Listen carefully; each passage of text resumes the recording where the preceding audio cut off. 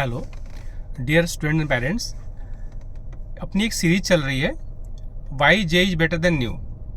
तो मैं VSM sir, director of New Academy Akola, मैं इसमें आपको बताना चाह रहा था कि मेनली क्या है, जब बच्चा जेई की तैयारी करना या डिसाइड करता है 10th के बाद कि उसे जेई करना है कि नीट करना है, तो मतलब वो केवल लोगों को देख के डिसीजन ले लेता है कि भाई उनके चाचा ने जेई किया, नीट किया था, उन्होंने जेई किया था, उसके बाद सॉलिड रीजन नहीं होता पता करने का। तो कुछ स्टेटिस्टिक्स हैं जो मैं आपको सामने रखना चाहता। जब हम 10th के बाद आते हैं 11th तैयारी करने के लिए जेई या नीट की, तो चांसेस क्या है हमारे सक्सेस के। नीट की तैयारी में क्या होता है, बच्चा 2 साल पूरी मेहनत करता, पढ़ाई करता अच्छे से, उसके बाद भी उसका स्कोर अगर 550 या उससे कम आता तो उसको MBBS नहीं मिल पाती है। और एक ही चांस होता है 2 साल तक पढ़ने के बाद उसको एग्जाम देने का। उस एग्जाम में अगर अच्छा हो गया, बहुत अच्छा हो गया, तो सीट मिलेगी। नहीं मिला सीट अगर उसको, तो उसको पूरी लाइफ डिस्टर्ब हो जाती है। फिर वो अगली बार ये सिलसिला चलता रहता, क्योंकि नीट में कोई अपर एज लिमिट नहीं है। तो पता चलता है आपके पापा और आप साथ में बैठ के नीट का एग्जाम दे सकते हैं। कई बार ऐसे एग्जाम्पल्स भी आए कि बच्चे के पिताजी और बच्चा दोनों साथ में नीट क्वालिफाई कर रहे हैं।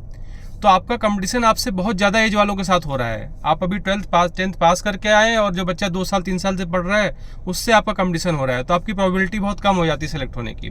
सीटें कम है और देने वाले लोग 20 से 22 लाख बच्चे हैं, क्योंकि कोई लिमिटेशन नहीं है। जेई में क्या है, बच्चा सिलेक्शन के लिए पढ़ाई करना स्टार्ट करता है, थोड़ा भी अच्छे से मेहनत करता है, तो उसको 1 साल में ही जेई मेंस का एग्जाम देना पड़ता है जनवरी में। फिर अप्रैल में 2 अटेम्प्ट मिल जाते हैं, CET में उसे एक अटेम्प्ट मिल जाता है, बिट्स पिलानी के 2 अटेम्प्ट मिल जाते हैं, एडवांस का एक अटेम्प्ट मिल जाता है, VIT का अटेम्प्ट मिल जाता है, तो उसको अप्रॉक्सीमेटली 7 चांस मिल जाते हैं। अब 7 बार बच्चा एग्जाम देगा और ठीक से पढ़ाई किया तो उसको सिलेक्ट होने की प्रोबेबिलिटी बहुत ज़्यादा है। तो उस बच्चे का सक्सेस रेट नीट के रिस्पेक्ट में कई गुना ज़्यादा हो गया। तो उसके चांसेस जो कि उसे 100% सीट मिल जाएगी।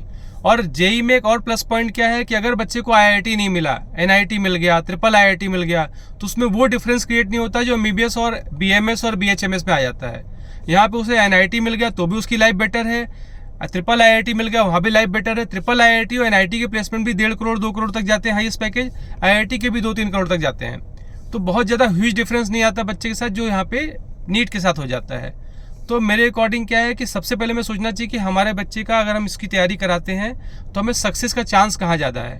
तो नीट में रिपीट करने के 99% चांस मिलेंगे आपको, बार बार रिपीट करना पड़ता है। और जेई में रिपीट करने की ज़रूरत ही नहीं पड़ती है। अगर आपने एक बार अच्छे से पढ़ाई कर ली है तो आपका पक्का सिलेक्शन हो जाएगा और आपको अच्छा कॉलेज, अच्छी ब्रांच मिल जाएगी। थैंक्स, मैं आपको ये समझाना चाहता था, एक बार आप इसको अच्छे से सोचिएगा।